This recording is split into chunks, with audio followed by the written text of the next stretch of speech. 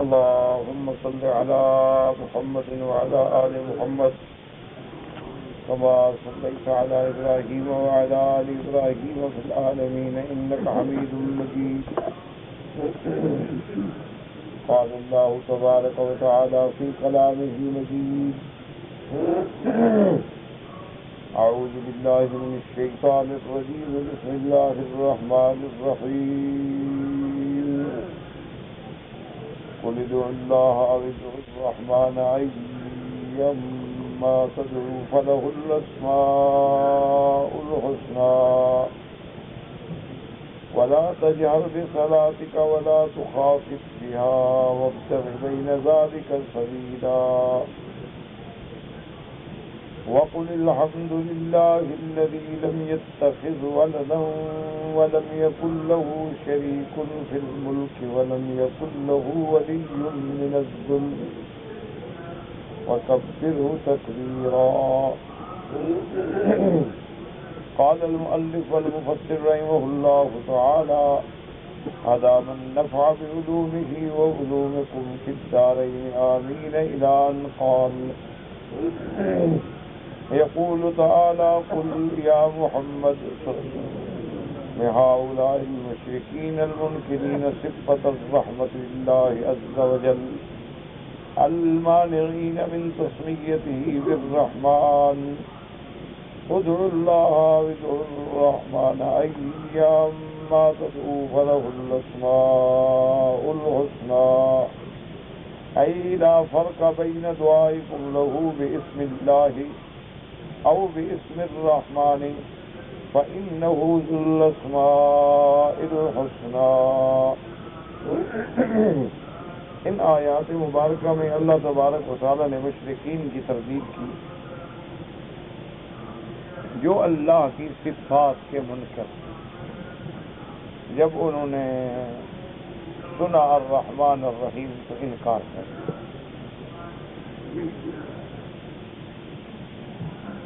انہوں نے کہا ہم تو بس اللہ جانتے ہیں اور الرحمن الرحیم نہیں جانتے. تو حالانکہ یاد رکھیں کہ اللہ تبارک و تعالی کے لیے اسماء ہیں، ان میں اسماء صفاتی بھی ہیں، اسماء ذاتی بھی ہیں، اسماء جلالی بھی ہیں، اسماء جمالی بھی ہیں. اور علماء نے لکھا ہے کہ اسی سے اندازہ کریں کہ اللہ کی رحمت کتنی بڑی ہے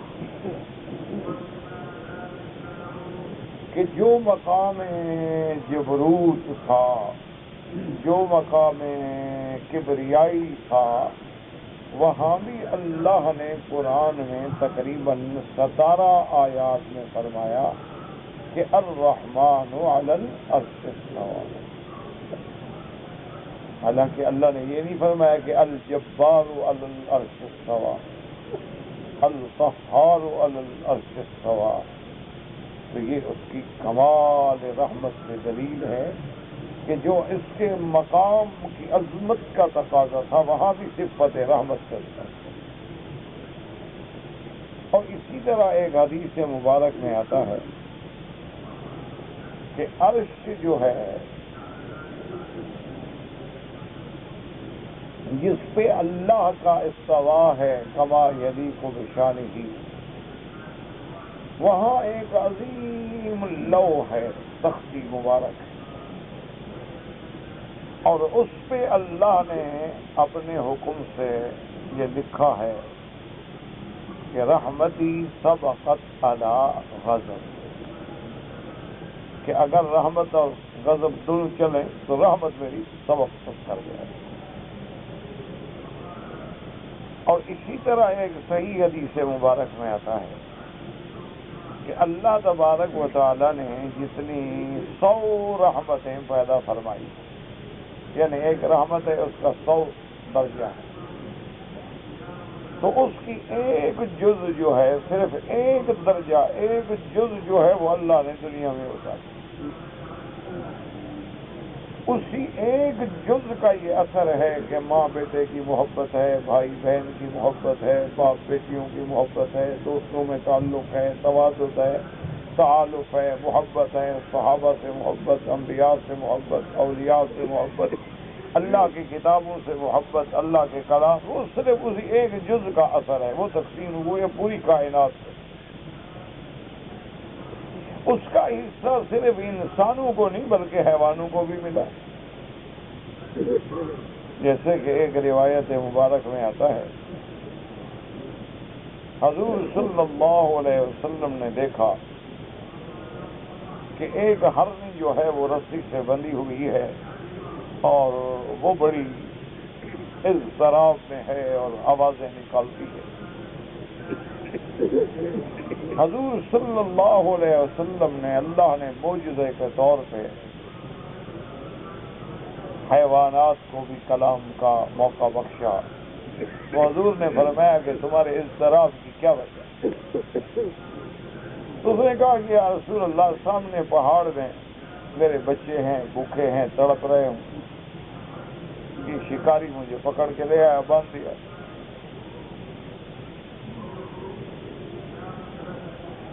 تو کیا چاہتی ہو؟ اس نے کہا حضور اگر آپ مجھے مہربانی فرما کے چھوڑ دیں تو میں بچوں کو دودھ پلا کے واپس آ جاؤں۔ اب دیکھیں حیوان ہے اور حیوان بھی بھاگنے والا، ہرن سب سے زیادہ دوڑتا ہے۔ حضور صلی اللہ علیہ وسلم نے کھول دیا، فرمایا جاؤ بچوں کو دودھ پلاؤ اور واپس آؤ۔ حیوان ہے، اس میں بھی محبت ہے، بچوں کے لیے تڑپ رہی۔ دیکھا نہیں کہ آپ کے پاس 100 گائے ہو، ان کے بچے ہوں، ہر ماں اپنے بچے کی طرف مائل ہو، حالانکہ گائے کے بچے ہیں سب ایک جیسے، رنگ ایک ہے، جگہ ایک ہے، گھاس ایک جیسا کھاتے ہیں، کوئی ان کے بیٹوں کے نام نہیں ہے کہ پکاریں کہ یہ فلاں ہے یہ فلاں ہے، لیکن ہر بچہ اپنی ماں کی طرف جائے گا، ماں اپنے بچوں کی طرف جائے گا۔ یہ وہ رحمت ہے جو اللہ نے ڈالی۔ وہ ہر نہیں واپس آ گئی، حضور نے پھر باندھ دیا اور اس آدمی کو بلایا، پوچھا بھی کیا بولے؟ یا رسول اللہ بس میں نے شکار میں پکڑ لیا تھا۔ آپ نے فرمایا کہ اگر مہربانی کرو تو اس کو چھوڑ دو۔ میں نے کہا حضور آپ کا حکم نہیں ہے، اگر مہربانی کرو۔ نے کہا ٹھیک ہے چھوڑ دیں، چھوڑ دیں۔ تو اس کا وہ تڑپنا جو تھا یہ رحمت، حضور پاک صلی اللہ علیہ وسلم کا ایک ہرنی کی طرف دل میں اعلان ہو گیا رحمت، اور شریعت پہ بھی عمل فرمایا کہ اس کو چھوڑ تو دیا لیکن واپس آنے کا وعدہ دیا۔ شکار جائز ہے، پکڑنا جائز ہے، باندھنا جائز ہے، اس لیے پھر اس کو واپس باندھ بھی دیا، اور جو پکڑ کے لایا تھا اس کا حق ہے پھر اس سے اجازت لی۔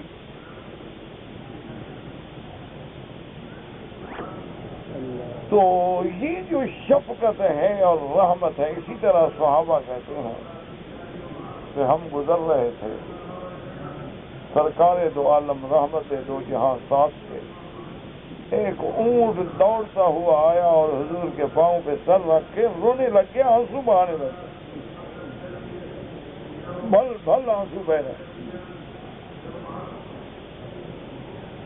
حضور پاک نے پوچھا، اس نے بات، حضور نے فرمایا این صاحب، بلاؤ کس کا اونٹ ہے؟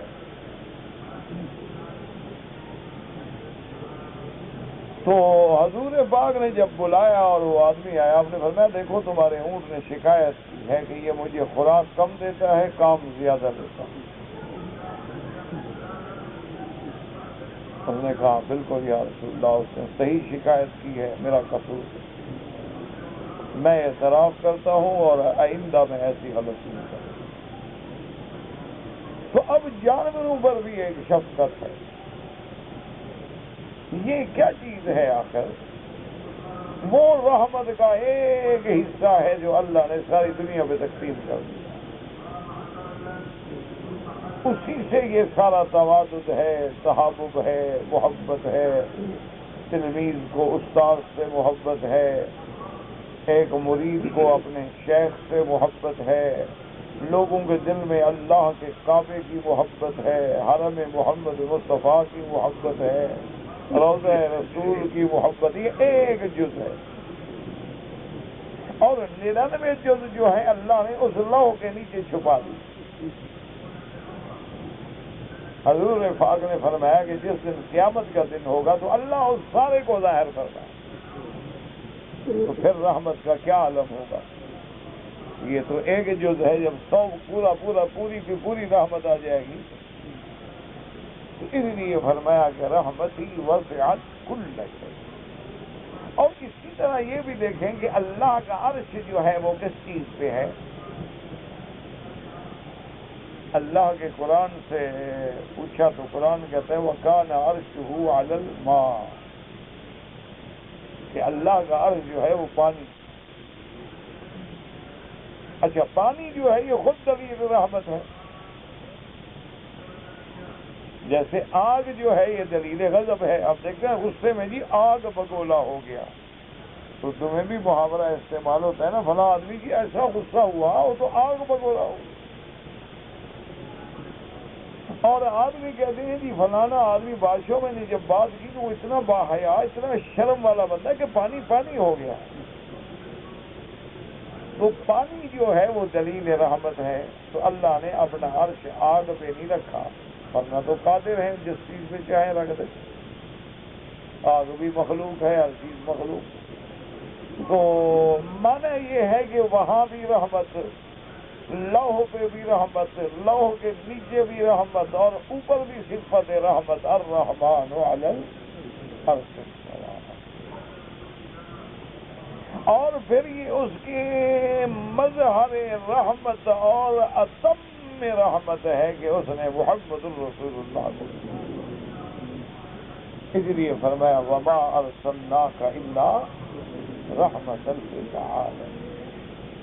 اور حضور نے بھی فرمایا انما بعثت رحمت، اللہ نے مجھے رحمت بنا کے دیا.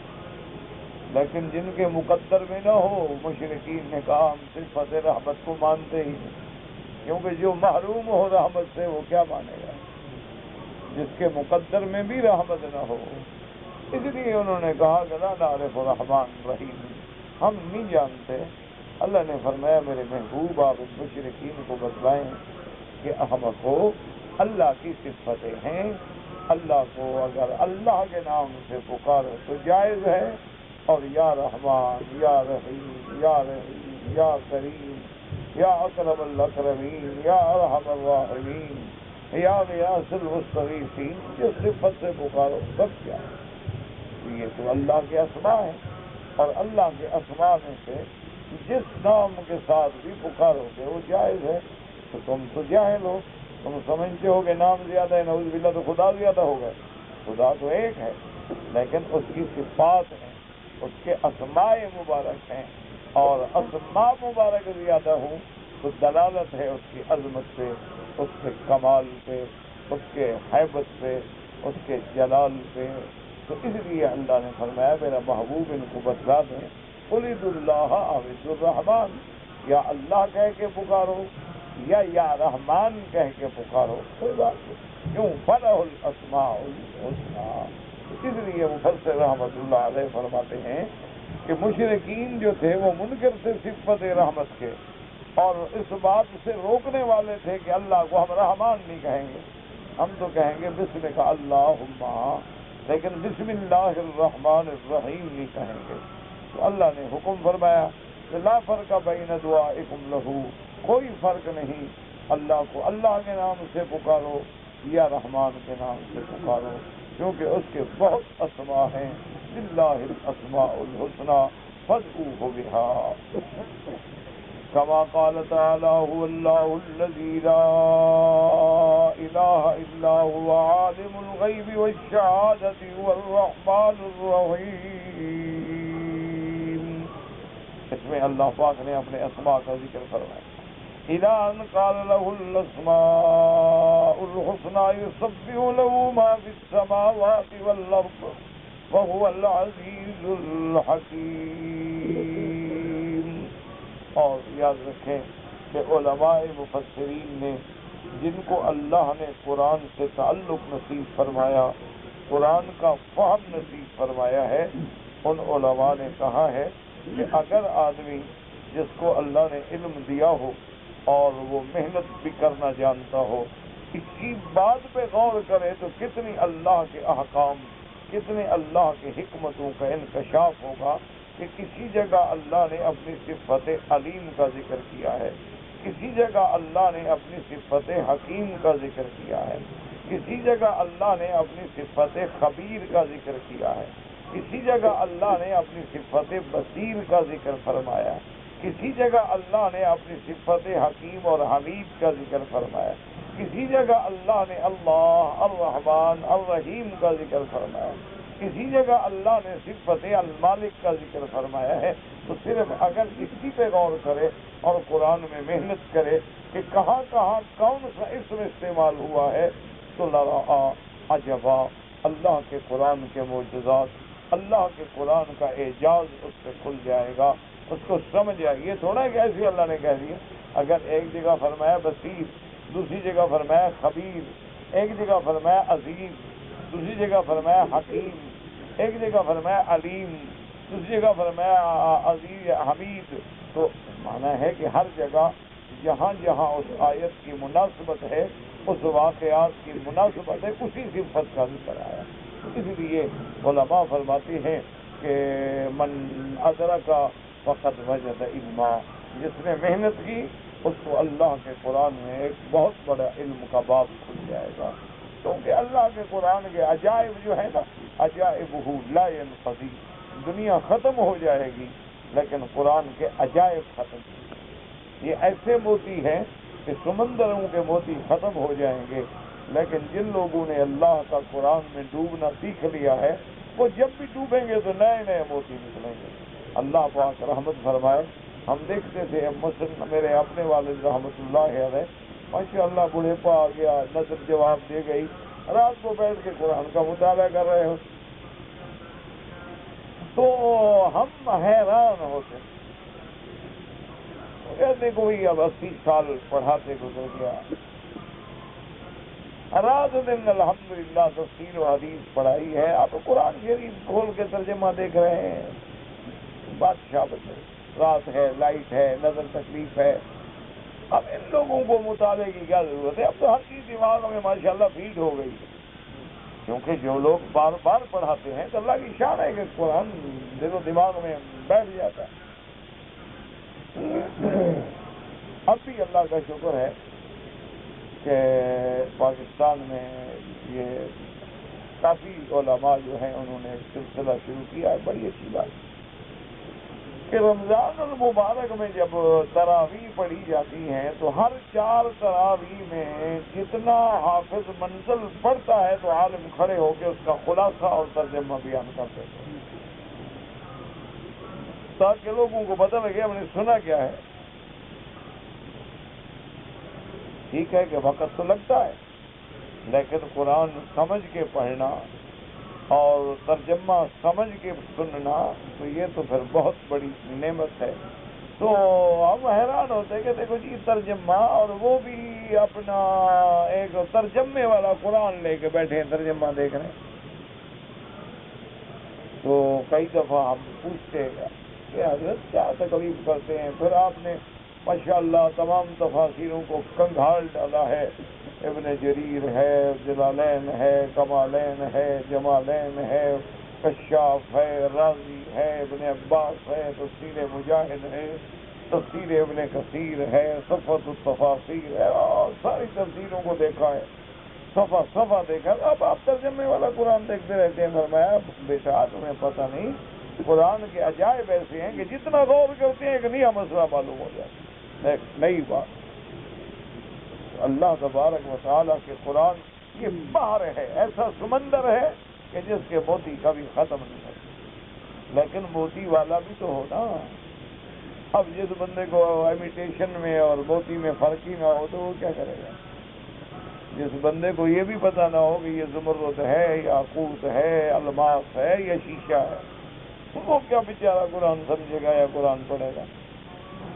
اس لیے اللہ تبارک و تعالیٰ کی جہاں جہاں صفات ہیں نا ان میں کبھی غور کرو تو دیکھو کیسے اللہ کی رحمتیں۔ اس لیے فرماتے ہیں وقد روا مکحول ان رجلا من المشرکین سمع النبی صلی اللہ علیہ وسلم وهو يقول في سجوده یا رحمن یا رحیم فقال انه يدعو واحدا وهو يدعو اثنين فانزل الله هذه الآية وقد روى عن ابن عباس رواهما ابن جریر.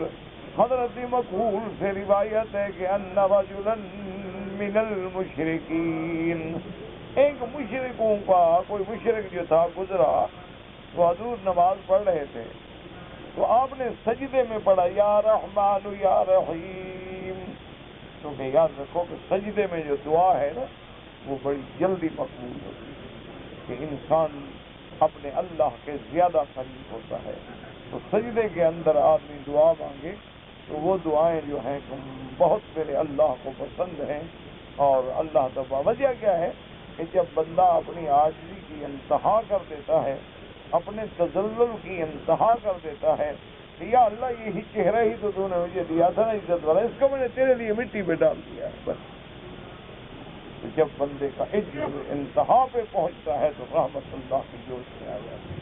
تو اس لیے حضور صلی اللہ علیہ وسلم سجدہ مبارک میں یا مقلب القلوب ثبت قلبی علی دینک یا مقلب القلوب والابصار ثبت قلوبنا علی دینک رب اعنی علی ذکرک وشکرک وحسن عبادتک اللہم انی اسألک العفو والعافیہ.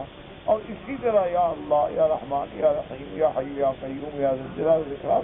تو اس نے جب سنا کہ حضور پڑھ رہے ہیں یا رحمان یا رحیم، کہنے لگا دیکھو ہمیں تو توحید کا سبق دیتے تھے کہ ایک خدا کو پکارو، خود تو دو کو پکار رہے ہیں. نعوذ باللہ ثم نعوذ باللہ. تو پھر یہ آیت نازل ہوئی کہ تم جاہل ہو، میرا محبوب تو اللہ کو پکارتا ہے، باقی رحمان بھی اس کی صفت ہے اور رحیم بھی اس کی صفت ہے. اور بعض روایات میں یہ بھی آتا ہے رحمان الدنیا ورحیم الآخرہ، رحمان الدنیا ورحیم الآخرہ. جیسے ایک دعا میں آتا ہے یا فارج الہم یا کاشف الغم یا دلیل المتحیرین یا رحمان الدنیا والآخرہ ورحیمہما فرحمنا برحمت تغنینا بہا عن رحمت امن سواک. تو یاد رکھیں بعض علماء نے فرمایا کہ رحمان میں مبالغہ ہے. تو دنیا میں جو رحمت کی اللہ کی صفت ہے کافروں کے لیے بھی ہے، مشرکوں کے لیے بھی ہے، جانوروں کے لیے بھی ہے، حیوانوں کے لیے بھی ہے، حشرات کے لیے بھی ہے، کیڑے مکوڑوں کے لیے بھی ہے، سب پہ اللہ کی رحمت. لیکن آخرت کے اندر جو رحمت ہے وہ صرف ایمان والوں کے لیے ہوگی، صرف مومنین کے لیے ہوگی. کافر اور مشرک جو ہیں وہ صفت رحمت سے محروم ہو جائیں. وقوله تبارك وتعالى ولا تجهر بصلاتك ولا تخافت بها وابتغ بين ذلك سبيلا.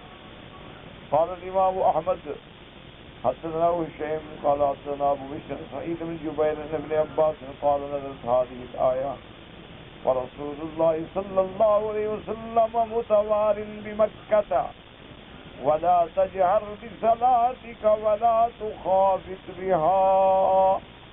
قال كان رسول الله بإسرائيل وسعود بالقرآن فلما سمع ذلك المشركون سبوا القرآن سبوا من أنزله من جاء به.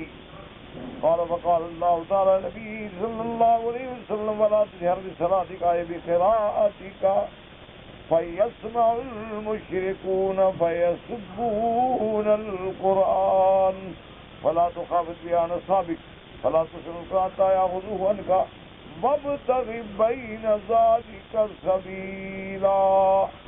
اب اس آیت مبارک میں حضرت ابن عباس رضی اللہ تعالیٰ عنہ فرماتی ہیں کہ یہ آیت اس وقت نازل ہوئی کہ جب حضور صلی اللہ علیہ وسلم کے ابتدائی دور ہے بعثت کا، تو بہت چند ایک مسلمان تھے، تو خفیہ طور پہ عبادت ہوتی، نمازیں ہوتی، اور قوت اور طاقت ابھی اسلام کو نہیں ملی تھی. تو حضور صلی اللہ علیہ وسلم جب اپنے صحابہ کے سامنے تلاوت فرماتے تو آپ بلند آواز سے پڑھتے، اور اگر مشرکین جو تھے بدبخت قرآن سنتے تو وہ قرآن کو بھی گالیاں دیتے، اور قرآن کے اتارنے والے کو بھی گالیاں دیتے، اور پڑھنے والے کو بھی گالیاں دیتے. نعوذ باللہ. ثم نعوذ باللہ، کیونکہ یہ کافروں کی عادت ہے، وہ قرآن نہیں سن سکتے۔ وقال الذین کفروا لا تسمعوا لهذا القرآن والغوا فیہ، وہ قرآن سنتے بھی نہیں اور دوسروں کو سننے بھی نہیں دیتے، شور کرتے اور گالیاں دیتے۔ اللہ نے حکم فرمایا میرے محبوب اگر قرآن پڑھیں تو آپ اتنا بلند آواز سے نہ پڑھیں کہ دشمن سنے اور گالیاں دیں، اور اتنا آہستہ بھی نہ پڑھیں کہ آپ کے صحابہ بھی نہ سنیں۔ آپ کے صحابہ سنیں گے تو قرآن سیکھیں گے، قرآن یاد کریں گے، تو لہذا درمیانی آواز کے ساتھ۔ تو اس لیے علماء کرام نے، فقہاء عظام نے مسئلہ نکالا ہے کہ اگر کسی جگہ فتنے کا خوف ہے، اگر فتنے کا اندیشہ ہے تو آدمی احتیاط کرے۔ بعض مقامات ایسے ہوتے ہیں نا کہ جی وہاں قرآن پڑھنے میں خوف ہوتا ہے کہ بھئی ہندو حملہ کر دے، ہم قرآن پڑھیں گے تو کوئی اور کافر ہم پہ حملہ کر دے گا، قرآن سنیں گے تو آگے ہمارے گھر میں حملہ کر دیں گے، تو وہاں شریعت ہمیں اجازت دیتی ہے کہ آہستہ تلاوت کریں۔ اسی لیے علماء نے فرمایا کہ بعض اوقات کسی جگہ کسی مسئلے کے بیان کرنے میں فتنے کا اندیشہ ہو تو فقیہ عالم جو ہے اس کا کام ہے کہ اس مسئلے کو بیان نہ کرے، تاکہ بلا وجہ لوگ کسی حد میں ہیں وہ اور فتنے میں تو مبتلا نہ ہو جائے، ان کو بجائے ہدایت ملنے کے گمراہی نہ۔ ایک بڑا عجیب لطیفہ سناتے ہیں، کتابوں میں شاید اس کا ذکر ہے کہ حضرت تھانوی رحمۃ اللہ علیہ کو کسی دوست نے ایک علاقے میں دعوت، جب حضرت وہاں تشریف لے گئے تو پتہ چلا کہ ایک بہت بڑا وہ گاؤں تھا، اور اس گاؤں میں سارے کے سارے اکثریت جو ہے وہ ہندوؤں کی تھی، اور چند گھرانے جو تھے وہ مسلمانوں کے تھے، اور اتفاق سے مسلمان جو تھے وہ شیعہ تھے۔ صرف حضرت کا وہ ایک کوئی مرید تھا یا محبت کرنے والا تھا جو دعوت دے کے حضرت کو لے آیا تقریر کے لیے۔ تو اب جناب حضرت کے علم میں آیا کہ بھئی اس بستی کا تو عجیب حال ہے، یا تو اکثریت ہندو ہیں اور جو بیچارے مسلمان ہیں وہ بھی شیعہ ہیں۔ تو حضرت کے درس کا تقریر کا اعلان ہوا، لوگ آ گئے، کیونکہ نام تھا حضرت کا بہت بڑا۔ تو حضرت نے تقریر کی تعزیے کے بارے میں، جو شیعہ نکالتے ہیں تابوت جس کو کہتے ہیں یا تعزیہ کہتے ہیں، اس کے بارے میں بڑی نرم نرم باتیں کی کہ کوئی حرج نہیں، کوئی بات نہیں، ٹھیک ہے، اچھا ہے۔ اب جو آدمی ان کے صحیح عقیدے والے تھے وہ پریشان، میں کہا یہ حضرت تھانوی کیا کر بھائی تعزیہ نکالنا ناجائز ہے، یہ تو بدعت ہے، اور بدعت منکرہ ہے کہ آدمی حضرت حسین کا فرضی روضہ بنائے اور فرضی قصہ بنائے اور ڈرامہ بنائے اور اسی طرح گھوڑا لائے اور گھوڑے کو بھگائے اور تیر لگائے اور کیا کیا کرے، تو یہ تو کوئی مذہب نہ ہوا، یہ تو کوئی اچھا خاصا ڈرامہ ہو گیا، جو ہے فلم چل رہی ہے، کوئی مذہب تو نہیں۔ لوگ پریشان کہ حضرت تھانوی کو کیا ہو گیا بھائی؟ اچھا، اللہ نے حضرت تھانوی رحمۃ اللہ علیہ کو فہم اور علم کے اندر گہرائی، گہرائی اتنی عطا فرمائی تھی کہ آدمی حیران ہو جاتا۔ تو خیر بات تھی، گھنٹہ ایک تقریر فرمائی، ختم ہو گئی۔ تو اس کے بعد وہ دعوت والا بھی پریشان کہ میں نے کیا حضرت کو بلا لیا، حضرت الٹا شیعہ کی تائید کر گئے، یہ تو ہمارا کام خراب ہو گیا۔ تو انہوں نے اب ڈر کے مارے کیا کریں، ادب بھی تھا، احترام بھی تھا، آخر انہوں نے پوچھا کہ حضرت یہ آپ نے کیا کیا؟ انہوں نے فرمایا کہ بھائی یہاں مسلمانوں کی علامت تھی تعزیہ نکالنا، باقی تو ہیں ہندو، نماز تو یہ پڑھتے نہیں، شیعہ نہ نماز پڑھتے ہیں، نہ قرآن پڑھتے ہیں، نہ روزہ ہے، نہ حج ہے، صرف تعزیہ نکالتے ہیں، دلیل ہے مسلمان، اور جو تعزیہ نہیں نکالتے وہ ہندو ہیں۔ تو تعزیے کو بھی میں ختم کر دیتا تو بس بات ختم ہوگی، تو سارے کافر ہو جاتا۔ تو میں نے کہا اسی پہ رہنے دو، اس سے تو بہتر ہے نا ہندو بننے سے، ہندو بننے سے تو بہتر ہے کہ بدبخت چلو تعزیے پہ لگے رہیں، مسلمان تو کہلوائیں نا۔ تو اب جناب ایک ہفتے کے بعد ان شیعہ والوں نے کہا کہ یار ہم تو خامخواہ ان مولویوں کو برا کہتے ہیں، وہ دیکھو ہماری تعزیے کی تعریف کا ہم خود جلسہ کرتے ہیں۔ تو ان گئے، انہوں نے کہا حضرت تھانوی سے کہ حضرت مہربانی کریں اب ہماری دعوت سے اب قریب کی بات حضرت سے تشریف لے آئے، پھر ایک تقریر کی، پھر اور وہ قریب آ گئے۔ تیسری تقریر میں الحمدللہ سب نے کلمہ بھر کے اہل سنت والجماعت کے مسلک اختیار فرما لیا اور اصلاح۔ تو اگر پہلے دن نفرت پیدا کر دیتے تو بات ختم ہوئی، کوئی قریب بھی نہ آتا، کوئی سنتا بھی نہ۔ تو یہ حکمتیں ہوتی ہیں، طریقے ہوتے ہیں جو لوگ نہیں جانتے۔ دیکھو جی یہ مولوی نے کیسے بات کی، تمہیں کیا پتا اس بیچارے نے یہ بات کیوں کہی، کب کہی، کیا ماحول تھا؟ پہلے یہ تو پتا کرو نا کہ اس غریب نے یہ بات جو کی ہے کیوں کی ہے، کن حالات میں کی ہے، اس وقت اس کے سامنے کیا واقعات ہیں۔ تو اس لیے حکم ہوتا ہے نا کہ اگر کسی کے منہ سے کلمہ نکل جائے، اس کے اندر 99 وجہ کفر کی ہو لیکن ایک وجہ اسلام کی ہو تو اس کو کافر نہ کرو، کیونکہ گنجائش تو ہے نا کہ وہ شاید اس کا مقصد یہ ہو بیچارے کا جس سے اسلام کی توجیہ نکلتی ہے۔ تو اس کے لیے بڑا حوصلہ کرنا پڑتا ہے اور بڑا سمجھنا ہوتا ہے۔ اللہ تبارک و تعالی وہ اور حکمت کے ساتھ بھائی مہربانی کرو یہ اپنے جوال بند رکھا کرو، اللہ کے حرم میں کچھ تو حیا کرو، کچھ تو حیا سیکھو۔ پھر تم لوگوں نے باقاعدہ گانے بھرے ہوئے ہیں، میوزک بھرے ہوئے ہیں اللہ کے گھر میں، تو اس لیے اللہ پاک نے آپ نے دیکھے اپنے نبی کو روک دیا کہ قرآن زور سے نہ پڑھیں، کیونکہ اگر آپ کی قرآت کو سنیں گے فَيَسْمَعُ الْمُشْرِكُونَ يَسُبُّونَ الْقُرْآنَ، اللہ کے قرآن کو گالیاں دیں گے، فَلَا تُخَافِتْ بِهَا، اور اتنا آہستہ بھی نہ پڑھیں کہ آپ کے اصحاب جو ہے وہ بھی نہ سنیں، کیونکہ جب وہ نہیں سنیں گے تو قرآن کیسے سمجھیں گے۔ أخرجه في الصحيحين من حديث ابن بشر جاء به وكذا رواه الضحاك عن ابن عباس وزاد فلما هاجر إلى المدينة سقط ذلك يفعل أي ذلك شاء۔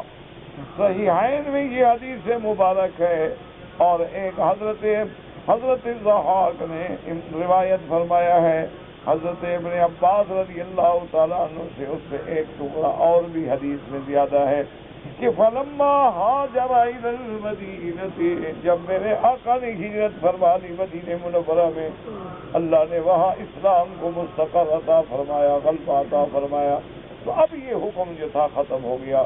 اب حضور کو اجازت تھی زور سے پڑھیں، ایسا پڑھیں جیسے پڑھیں، کیونکہ مدینہ پاک میں تو سننے والے مسلمان ہیں سب۔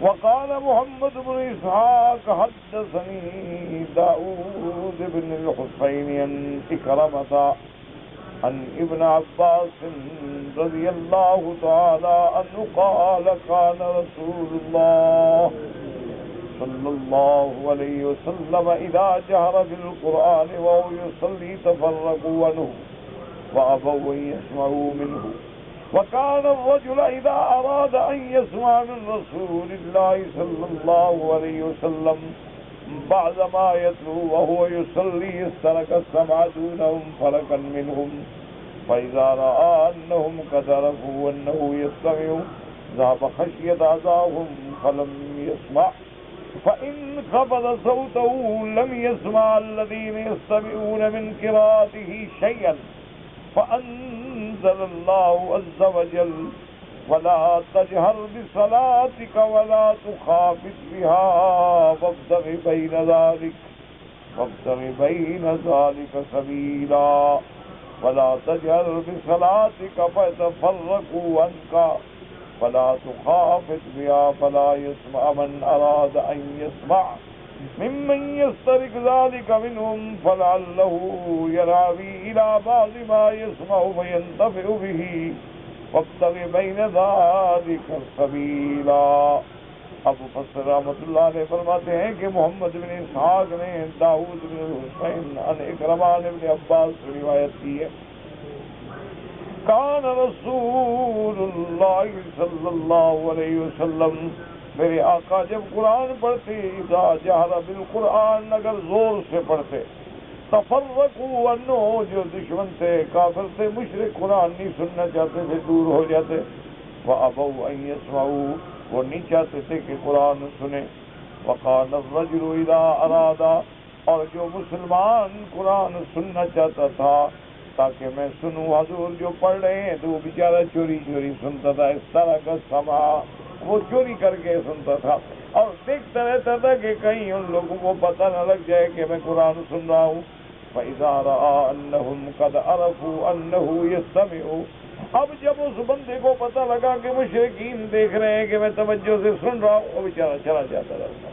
کہیں ایسا نہ ہو کہ مجھے مشرک تکلیف پہنچائے، کیونکہ وہ چوری چوری سنتے تھے. اب اس کے بعد حضور صلی اللہ علیہ وسلم فَإِنْ خَفَضَ صَوْتَهُ، اگر بالکل آہستہ پڑھتے تو کوئی جو سننا چاہتا وہ بھی نہ سن سکتا.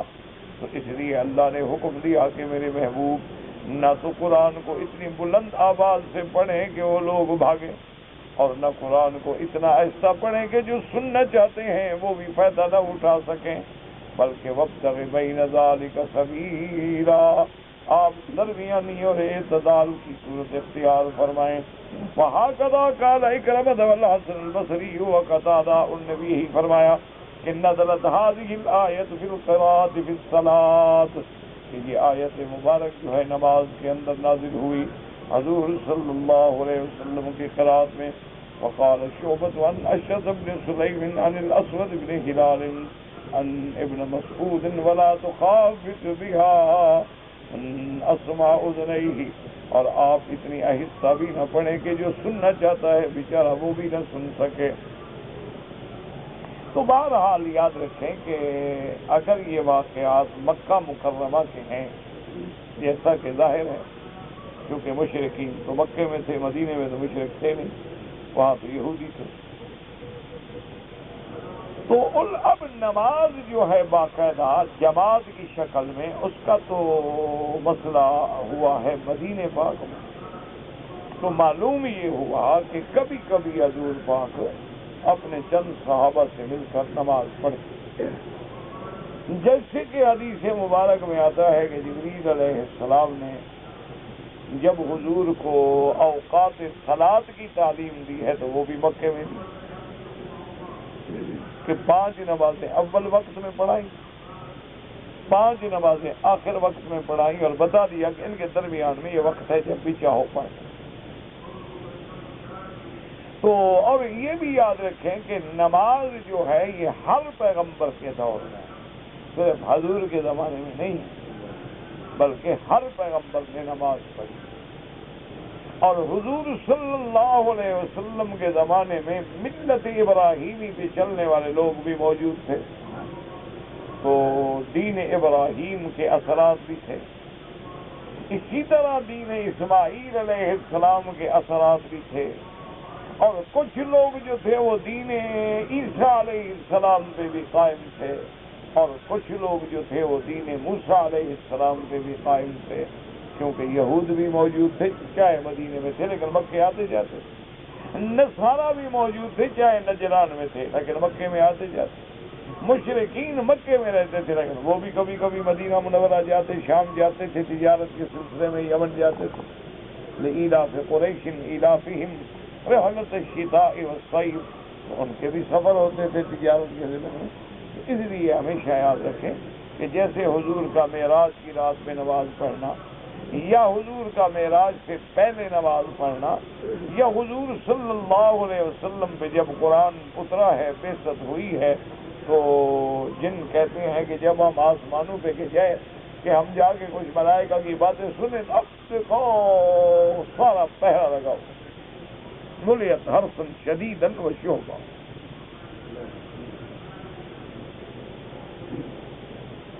اور اب اگر ہم کوشش کرتے ہیں وَمَن يَسْتَمِعِ الْآنَ يَجِدْ لَهُ شِهَابًا رَصَدًا، تو وہ آئے اپنے بڑے ابلیس ملعون کے پاس، انہوں نے کہا جی آج کل تو اوپر پہنا لگ گیا، سیکورٹی بڑی ٹائٹ ہو گئی، اور پتہ نہیں کیا بات، اَنَّا لَا نَدْرِي أَشَرٌّ أُرِيدَ بِمَنْ فِي الْأَرْضِ أَمْ أَرَادَ بِهِمْ رَبُّهُمْ رَشَدًا، پتہ نہیں کہ اللہ پاک کیا چاہتے ہیں، یا تو اس عالم کو فنا کرنا چاہتے ہیں، اس کی کوئی بہتری ہے، بھلائی ہے، سب ہے. تو ابلیس لعین جو ہے نا جی بدبخت، اس نے حکم دیا کہ ساری زمینوں پہ دنیا میں پھیل جاؤ اور خبر تلاش کرو، معلوم کرو واقعہ معلوم ہوتا ہے کچھ ہوا ہے دنیا میں۔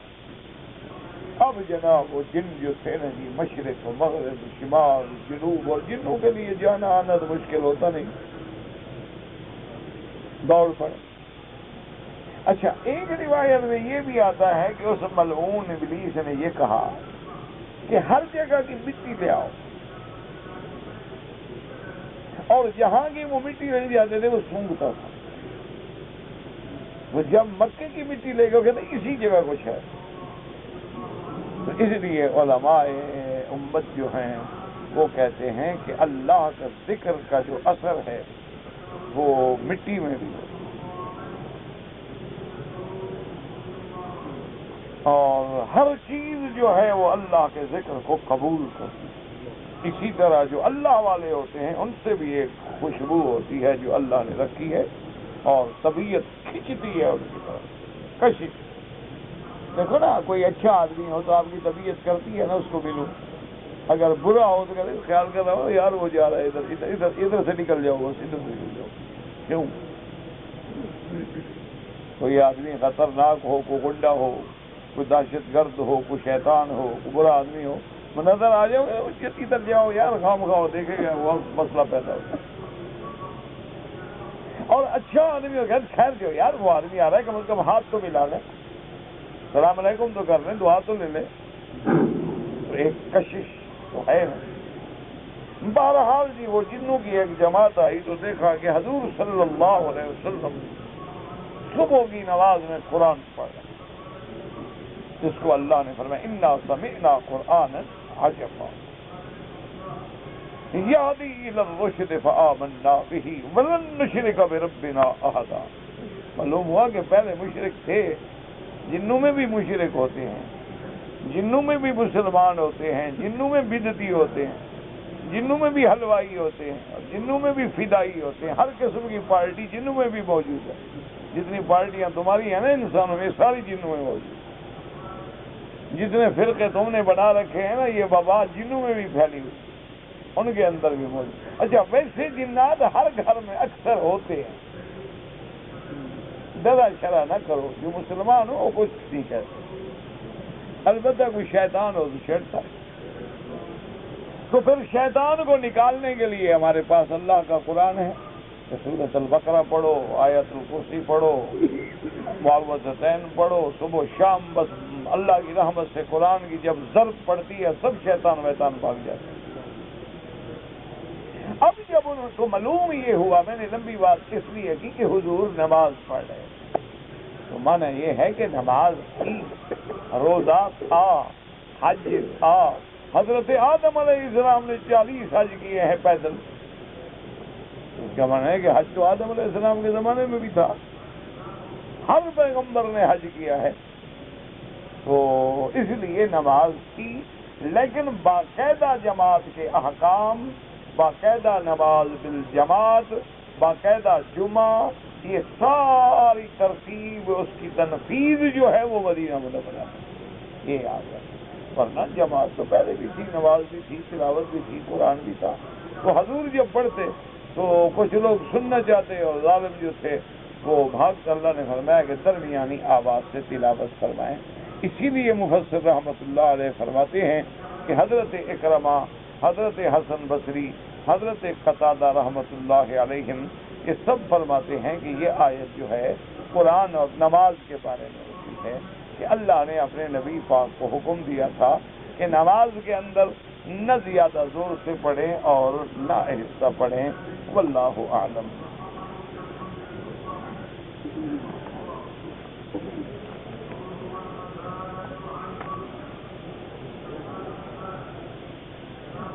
کہتے جی کہ ایک حافظ صاحب ہے، نماز بھی پڑھتا ہے، فلم بھی دیکھتا ہے، تاش بھی کھیلتا ہے، تم خود کیا کرتے ہو؟ بھائی دیکھو نا، تمہیں کیسے پتا ہے ان سارے کاموں کا؟ تو جیسے مقتدی ہوں گے امام بھی تو ویسے ملیں گے نا میرا بھائی۔ آخر امام اوپر سے تو نہیں گریں گے نا، ہمارے اندر ہوں گے، تو جیسے ہم ہیں ویسے وہ ہیں۔ امام صاحب ایک دفعہ دیکھتے ہوں گے، تم 2 دفعہ دیکھتے ہو، وہ 1 گھنٹہ تاش کھیلتا ہوگا، تم 4 گھنٹے کھیلتے ہو۔ بہرحال یاد رکھو کہ ان منکرات سے بچو اور ایسے لوگوں کو امام نہ بناؤ۔ فَلْيَؤُمُّكُمْ أَعْلَمُكُمْ بِكِتَابِ اللَّهِ، امام اس کو بناؤ جو عالم ہو اللہ کے قرآن کا اور سنت رسول کا۔ فَلْيَؤُمُّكُمْ أَقْرَؤُكُمْ، آدمی امام اس کو بناؤ کہ جو قاری القرآن، کیونکہ اگر وہ قرآن کو، قرات کو، تجوید کو نہ اب دیکھیں نا جی، مثلا مثال کے طور پر کہ غیر المغضوب علیہم ولا الضالین کی جو مد ہے، اگر ولا الضالین پڑھ نماز تو گئی، کیونکہ یہ مد جو ہے یہ تو 6 حلقی ہے، تو اگر وہ یہ نہیں جانتا غیر المغضوب الضالین نماز تو نہیں ہوگی۔ تو اس لیے حکم ہے کہ امام اس کو بنایا جائے۔ دیکھا نہیں اب قرات آپ قرآن امام ائمہ حرم کا سنتے ہیں، ولا الضالین، کیونکہ اس کی مد 6 عربی ہے۔ تو اگر آپ نماز تو گئی آپ کی، فی امان اللہ ہو گئی، نماز پڑھیں یا نہ پڑھیں، السلام علیکم۔ تو اس لیے ضروری ہے کہ امام تو کم از کم تمہارا صحیح ہو نا۔ ایک آدمی کی نماز غلط ہو الگ بات ہے، پوری جماعت کی نماز برباد کر دیں۔ اچھا، امام کو یہ پتہ ہی نہ ہو کہ فرائض کیا ہیں، واجبات کیا ہیں، کس واجب کے ترک پہ سجدہ سہو آئے گا، اس کو پتہ ہی نہیں بیچارے کو، تو وہ کیا سجدہ سہو کرے گا؟ جب اس کو پتہ ہی نہیں تو نماز تو گئی، سب کی برباد ہو گئی، اسے واجب چھوڑ دیا، سجدہ سہو کیا نہیں۔ اچھا، آپ کتنے لوگ ہیں، آپ غور کریں اپنی حالت پہ بھی اور لوگ، کہ جب سجدے میں جاتے ہیں پیچھے دونوں ٹانگیں اٹھا لیتے ہیں زمین سے۔ اگر سجدے میں زمین سے دونوں پاؤں اٹھا دیے جائیں تو ائمہ فرماتے ہیں فسدت الصلاۃ، تو نماز ہوئی ہی نہیں ہوتی، کیونکہ سجود جو ہے علی 7 اعضاء، 7 اعضاء پہ سجدہ کرنا ضروری ہے، کہ 2 ہاتھ، 2 گھٹنے، 2 پاؤں 6 اور 1 چہرہ 7، یہ جب تک پورے کے پورے زمین پہ نہیں ہوں گے تو سجدہ نہیں ہوگا۔ مثلا ایک آدمی نے سجدہ رکھا ناک پہ، پیشانی اٹھائے ہوئے ہے، پیشانی رکھا ہے، ناک اٹھائے ہوئے ہے، یا اس نے ہاتھ پورے نہیں رکھے، یا گھٹنے پورے نہیں ٹیکے، یا پاؤں پورے نہیں رکھے، یا درمیان میں اٹھا کے کھیل رہا ہے، تو نماز تو گئی۔ تو اس لیے ہمیشہ یاد رکھو کہ امام اس کو بنایا کرو، اعلمکم بکتاب اللہ، اقرأکم بکتاب اللہ۔ اچھا، 2 عالم ہیں، دونوں قاری ہیں، تو اکبرہم سنن، جس کی عمر زیادہ ہو اس کو امام بناؤ، کیونکہ اس کا احترام ہے کہ وہ بڑا ہے عمر میں، بڑے کا احترام کرو۔ حتیٰ کے بعد فقہاء نے فرمایا احسنکم وجہا، اور اگر تینوں بڑے ہیں، بوڑھے ہیں، تو دیکھو جس کا چہرہ خوبصورت ہے، تاکہ اس کے چہرے کو دیکھ کے نفرت نہ آئے۔ اگر اس کے چہرے سے مقتدی کو نفرت ہے تو نماز میں کیا مزہ آئے گا؟ وہ میرا ایک دوست ہوتا تھا، پتہ نہیں زندہ ہے یا بہت ہو گیا، اللہ عالم، مدت ہو گئی نا، اب ہم تو بچھڑ گئے۔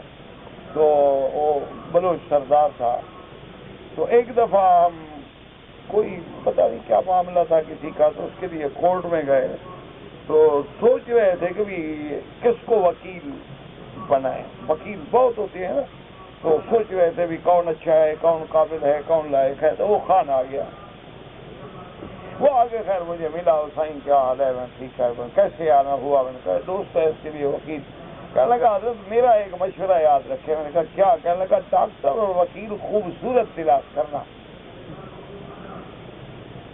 میں نے کہا کیوں؟ میں نے کہا سائیں شکل دیکھ کے بھی دل سڑ جائے تو مقدمے سے تو زیادہ سزا ہو گئی، ڈاکٹر علاج کر رہا ہے، بندے کو نفرت آ رہی ہے، تو وہ تو مرض سے بھی زیادہ مریض گیا نا۔ میں نے کہا کوئی شکل تو اچھی ہو نا، بات تو اچھی طرح کریں، بس ڈاکٹر شاکٹر کو چھوڑو، بس شکل اچھی ہو۔ تو اسی لیے حکم ہے کہ امام کی بھی شکل اچھی، تاکہ لوگ اس سے نفرت نہ کریں۔ اسی لیے حکم ہے کہ آواز بھی کہ لوگ یہ نہ ہو کہ والناس لہ کارہون، کہ اس کی قرات کو سن کے لوگ جو ہیں وہ نفرت کری، یاری کیا گالیاں دے رہا ہے، پڑھ رہا ہے، یہ کیا پتھر پھینک رہا ہے، یہ کیا کیسی قرات کر رہا ہے، کیسی آواز ہے، ڈراتا ہے لوگوں کو، اللہ اکبر جو کرے لوگ بے ہوش ہو جائیں، ایسے بھی ہوتے ہیں۔ اس لیے ان سارے شرائط کو سامنے رکھا کرو امام بنانے۔ ویسے تو نماز ہر کسی کے پیچھے ہو جاتی ہے،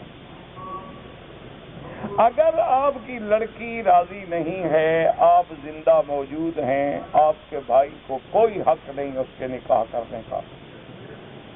پھر لڑکی نے اگر زبردستی انہوں نے ہیلا کیا، بہانہ کیا، دھوکہ دیا، لیکن ایجاب و قبول کے وقت کہا کہ اگر میرا باپ راضی ہو تو میں راضی ہوں، تو نکاح نہیں ہوگا، کیونکہ تم تو راضی ہو نہیں، اس نے شرط کی ہے کہ میرا باپ راضی ہو تو مجھے نکاح قبول ہے۔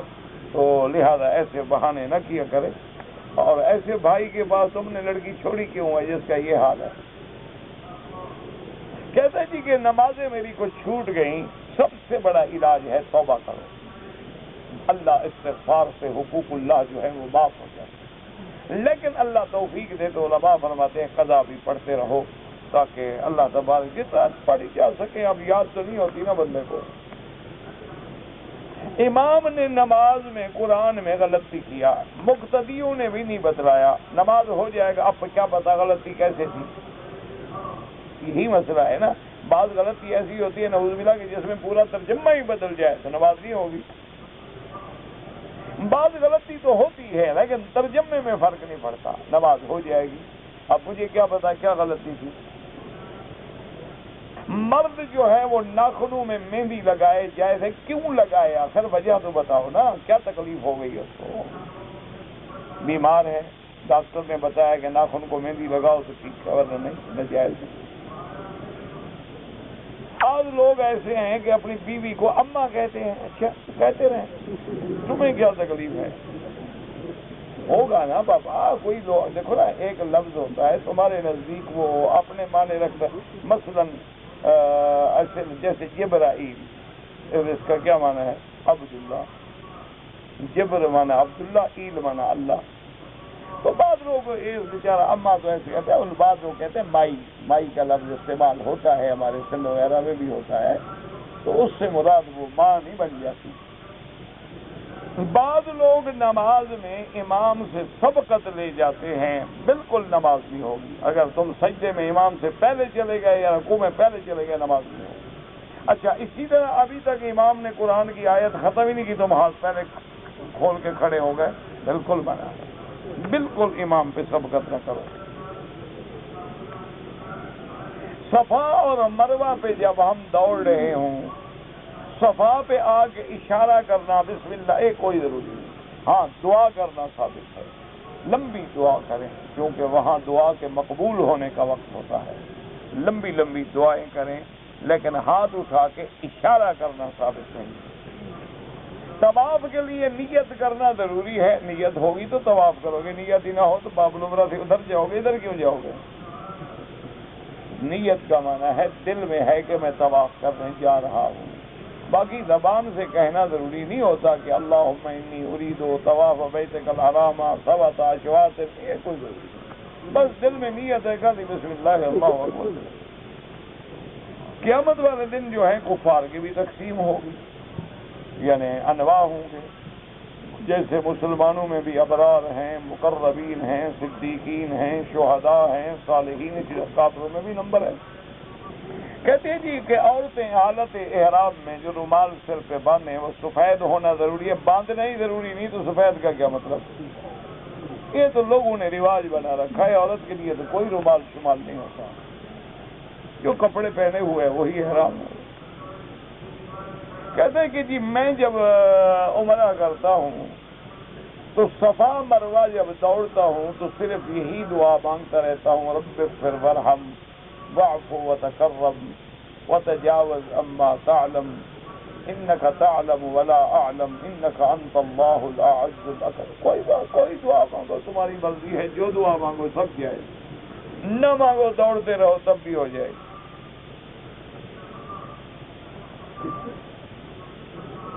کہتے جی کہ طواف اگر آدمی احرام کی حالت میں ہے طواف سے فارغ ہو کر مقام ملتزم پہ احرام کی شکل میں سینہ لگا کے چمٹ کے دعا کرے، بالکل جائز ہے، کوئی منع نہیں۔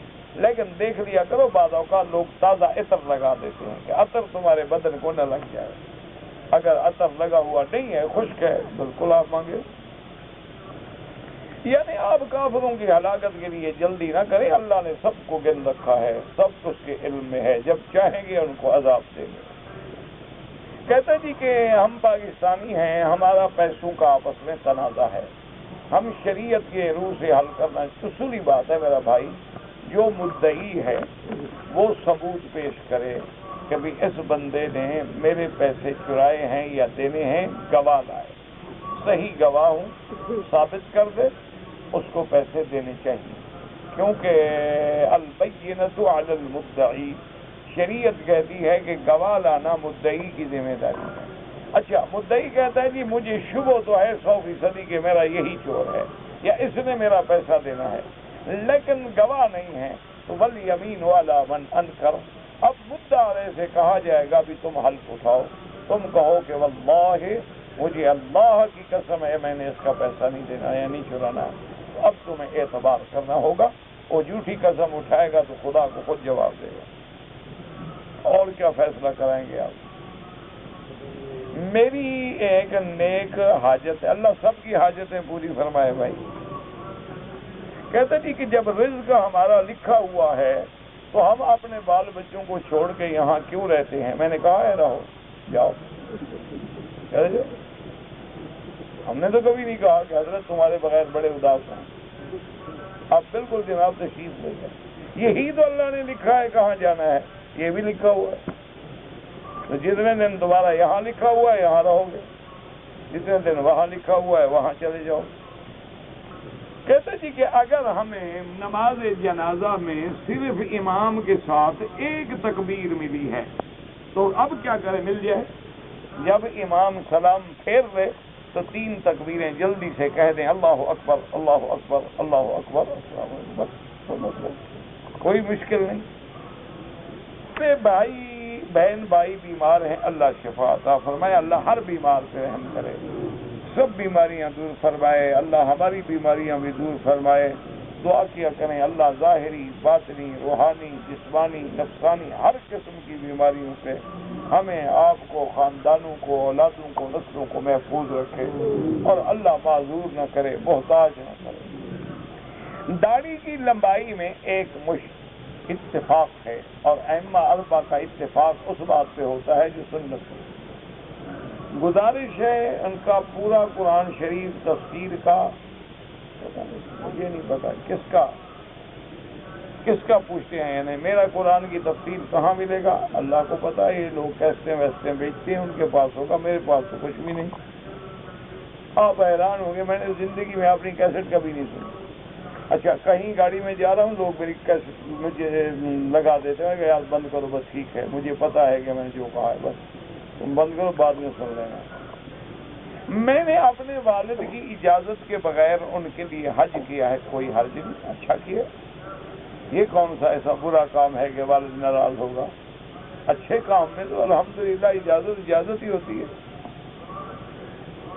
کہتے جی کہ تبلیغی جماعت والے جو ہیں انہوں نے اپنا ایک قانون بنایا ہے، نظام بنایا ہے، قرآن و سنت کے مطابق نہیں چلتے ہو تو آپ چلے جائیں ان کے ساتھ مل کے ان کو سنت کے مطابق نظام بنا دیں تاکہ اس پہ چلے ہو۔ دیکھو نا، تم خود شامل ہو جاؤ اور ان کو بتاؤ دیکھو بھائی یہ تمہارا نظام غلط ہے، یوں ہونا چاہیے، تو قائل کرو، ان کو سمجھاؤ، تبلیغ کرو تم جا کے، ان کو کوئی منع ہے؟ بالکل کوئی منع نہیں ہے، ان کو بتانا چاہیے، دیکھو نا جو غلطی ہو تو بتاؤ ایک دوسرے کو نا، الدین والنصیحہ، دین تو خیر خواہی کا نام ہے، نصیحت کا نام ہے، تو ان کو جا کے آپ سمجھائیں کہ جی آپ جو کام کر رہے ہیں یہ سنت اور قرآن کے خلاف ہے، قرآن و سنت کے مطابق طریقہ جو ہے وہ یہ ہے۔ جب آپ ان کے سامنے وہ طریقے پہ عمل کریں گے وہ آپ سے سیکھیں گے، آپ کے پیچھے چل پڑیں گے۔ میرے بھائی کی 20 سال ہو گئے شادی ہوئی، اولاد نہیں ہے۔ میرے بھائی سب سے پہلی بات تو یہ ہے نا کہ یہ تویزوں شویزوں کے چکروں میں نہ رہو، تم اپنے بھائی کو لے کے پہلے اس کا ٹیسٹ کرواؤ، مرد جو ہے نا وہ شرمندگی سے ٹیسٹ نہیں کراتے، نقص ان میں ہوتا ہے، عذاب میں عورت ہوتی ہے، جی اولاد نہیں ہوتی، عورت کیا کرے؟ عورت ایک زمین ہے، جب بیج نہیں ڈالو گے تو کیا پیدا ہوگا؟ بیج ڈالنا تو مرد کی ذمہ داری ہے، زمین ویسے تو نہیں، اب آپ زمین میں گندم نہ ڈالیں کیا کیسے گندم ہوگی؟ تو آپ سب سے پہلے، آج کل میڈیکل بہت بڑا ایڈوانس ہے، ترقی کر گیا ہے، اور باقاعدہ اس کے لیے مستقل ہسپتال ہیں، مستقل اس فن کے ڈاکٹر ہیں، ان کے پاس جا کے اپنا ٹیسٹ کراؤ۔ اچھا، اگر تمہارے ٹیسٹ میں آ جائے کہ تم ٹھیک ہو، اب بیوی کو لے جاؤ کسی مستعد لیڈی ڈاکٹر کے پاس، اس کا ٹیسٹ کراؤ، اگر وہ کہے کہ وہ ٹھیک ہے تو پھر اللہ سے دعائیں مانگو کہ ابھی ہم ٹھیک تو ہیں لیکن اللہ اولاد نہیں دے رہے ہیں، اور اگر نقص ہے تو علاج کراؤ۔ بغیر علاج کرائے ہوئے مولوی بکی کی دعا کیا کرے گی؟ ایک آدمی شادی نہ کرے کہ مولوی صاحب دعا کرو اللہ مجھے اولاد دے، میری دعا سے اولاد ہو جائے گی؟ بھئی عقل کرو۔ ہاں، لوگ شرم سے علاج نہیں کراتے، اب کیا کرے آدمی؟ میرا اپنے ایک قریب آدمی نے اس کو کہا کہ اللہ کے بندے چلو میں تمہارا علاج کروا دیتا ہوں، ٹیسٹ کروا دے، اور پھر یہ ہے کہ تمہارا میں مفت کروا دیتا ہوں، تمہارے پیسے بھی نہیں لگیں گے، نہیں کرا سکتے، کیا کریں؟ اس طرح ہماری رسوائی ہو جائے گی۔ تو بغیر اولاد کے رہو گے، وہ رسوائی نہیں ہو رہی؟ نہیں ہو رہی، نہیں ہو رہی، نہیں ہو رہی، نہیں ہو رہی، نہیں ہو رہی، نہیں ہو رہی، نہیں ہو رہی، نہیں ہو رہی، نہیں ہو رہی، نہیں ہو رہی، نہیں ہو رہی، نہیں ہو رہی، نہیں ہو رہی،